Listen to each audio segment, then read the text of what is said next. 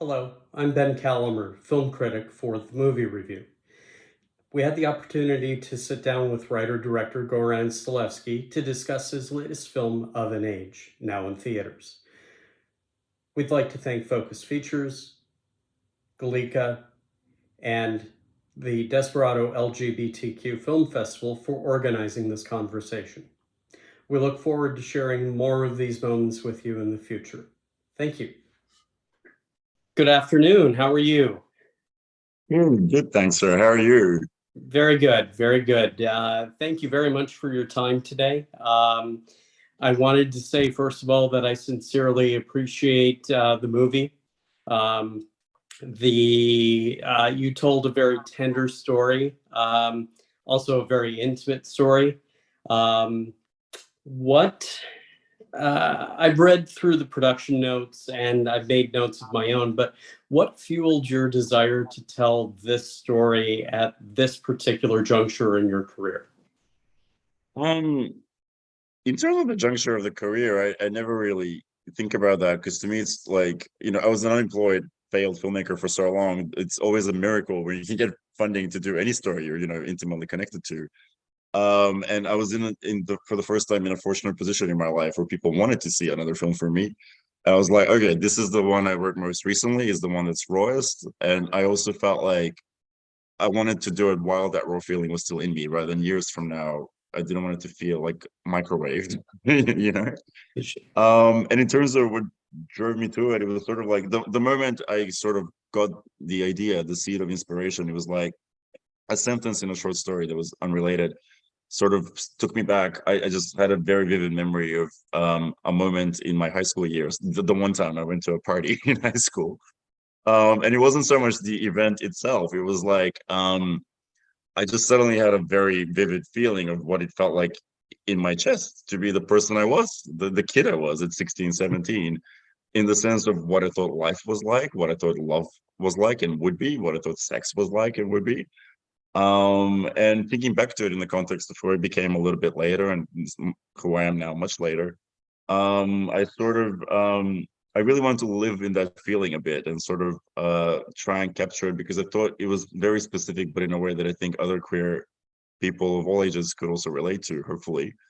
And also just for my own kind of self, for slightly selfish reasons, like my high school years, I spent kind of very absent from myself, from my body and from my reality. I sort of was like, this is the waiting room until before I get to university, like actually begins. And I really kind of regret not being present in that moment a bit more. So it's kind of reliving it in the past tense and sort of trying to see what insight I could get out of it that, could connect with other people as well.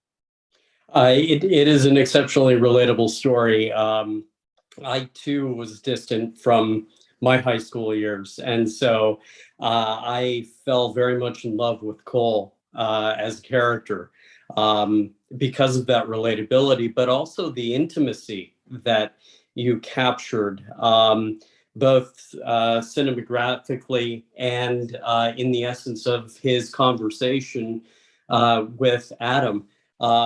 Because of it being contained to one location, essentially, the car. You chose, I'm going to get technical on folks for a moment, but you chose the Academy aspect ratio, if I remember correctly. Mm-hmm. The story is divided into two halves. So you have 1999 and then 2010. And you chose different angles or zoom lenses, if I'm remembering that correctly, to create Yeah, a little bit. Mm. Intimacy and distance, because those are both really strong aspects of the film. Can you talk a little bit more about your creative process, specifically related to the cinematography and how it influenced and affected your characters? Well, like every technical aspect is ultimately about how it makes a viewer feel when they're watching the film, and it needs to be something unconscious. I'm not when I'm choosing the frame size. I'm not trying to be fancy. Like it's pretty much become very unfancy now to be the shape of every video clip. So Right. there's nothing cool about it anymore, in my opinion.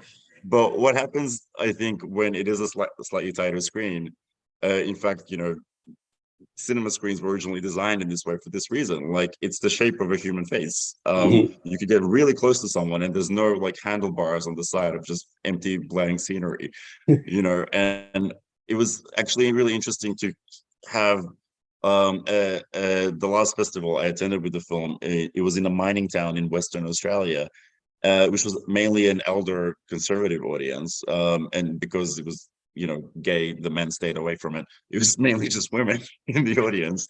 But I had like, these, pensioner women who like were by no means people who grew up thinking about film technique or anything. But like they would come to me and go, I really how the frame was just like so tight because you felt like you were so close to them. I felt like, they would use word like I was kind of like hypnotized and sort of like I just felt so, in there with them. And I was like, exactly. This is what, lenses and ratios and all those things. You're not really trying to be fancy or even stand out in any way. At least I'm not. It's going about that feeling so that when you're watching this super intimate, super visceral story about like, emotional and physical connection, there's, you feel kind of glued to it as a result of not being distracted, not being isolated by the surroundings. Yeah, I felt very connected to both Cole and Adam as characters. As I said, I could relate to it, but even later in life, I struggle with relationships, and it gives me hope. It offers me hope. The other thing that it offered me, um, and I want to congratulate you and thank you for giving audiences a scene that is sexual in nature, but isn't. It's not as much implied as it is suggestive. The sounds, the environment, and um, uh, how did you go about filming that particular scene? In the trunk of a station wagon, as we'd call them here in the States. And were there any limitations in what you intended to do versus what you accomplished? Not really. I think as written, that scene was meant to take place in a different setting that was a bit more spacious, um, partly for practical reasons. But then that didn't really fit thematically or tonally, so we stuck with the station wagon. And then I was kind of shitting myself in advance, not for the usual reasons you might be nervous about a sex scene. I've shot so many sex scenes by now, like they make me nervous. I really like it because I really like going into a scene knowing that every actor knows exactly what happens here. I don't have to like I don't have to explain who's doing what why, you know. So that's always relaxing. But no, but like, so you want to be very respectful of people's personal spaces, obviously, and also capture this thing that's extremely physical, within like just also the limitations of time and space.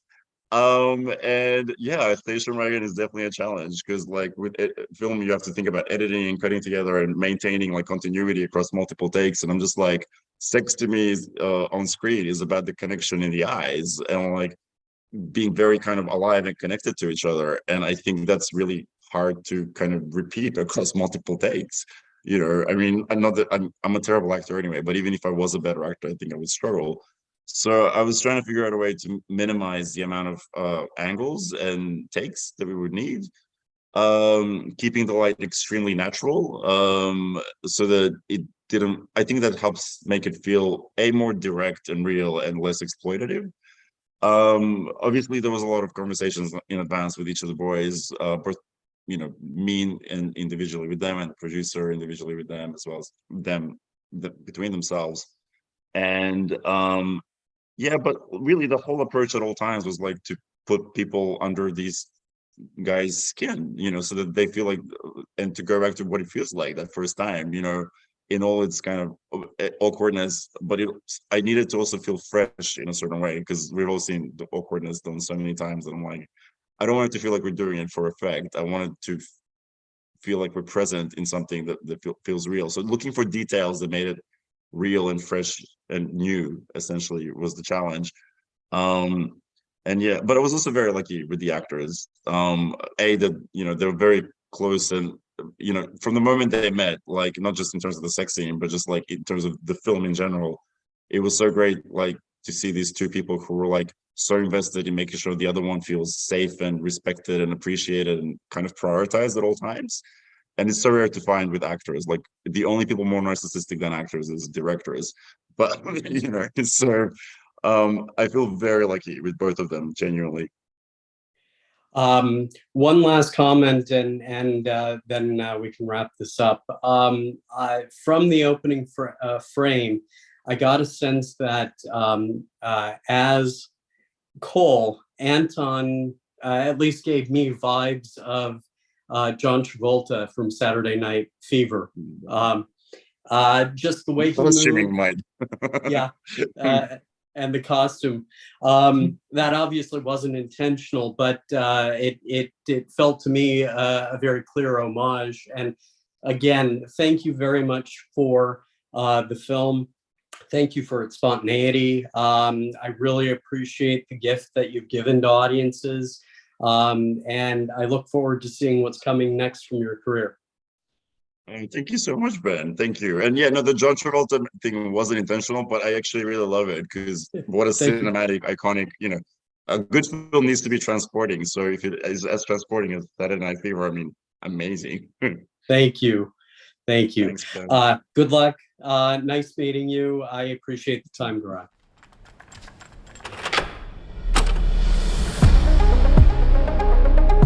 I remember growing up, I was convinced I'd travel the world, just meet these mind-blowing people, connect. Jesus, you're like 11. I'm 18 in like 3 weeks. Are you jaded yet? You jaded. Shut up. You're like my sister, is that it? Ew. No, but we're more like really good friends. Yeah, but he's tight. Nights out with boys. I was not out with boys, I was with Cole. Cole is not boys. I know she can be like a mess, but I don't really have any other friends. You gotta flare up the dramatic, don't you? Is this actually a dance costume? Sporting some serious cleavage. What's all this? Still my ex's stuff. Your ex is gonna kill me. Oh, chill. He won't. What's going on? It's my going away dinner. When are you flying? Tomorrow. South America. Come on.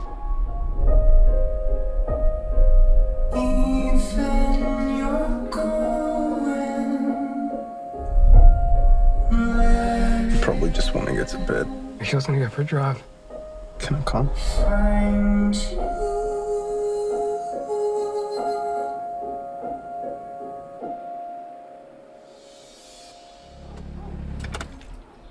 Go and walk you to your door.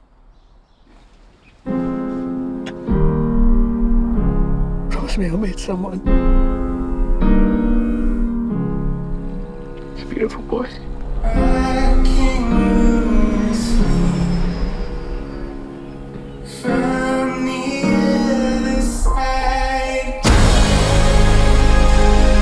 What are the odds? We'll both be arriving right now. I'm a bitter old man these days. Shut up.